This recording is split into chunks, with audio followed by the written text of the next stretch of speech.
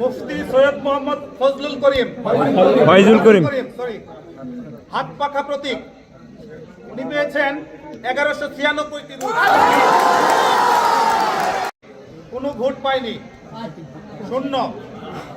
মনীষা চক্রবর্তী মই প্রতীক 26টি ভোট পেয়েছে।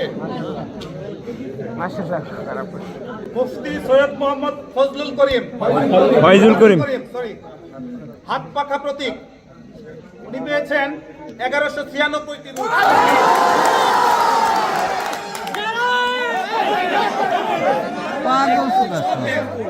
মোহাম্মদ মুজিবুর রহমান সরোয়ার ধানের শীষ প্রতীক তিনি পেয়েছেন 347টি ভোট।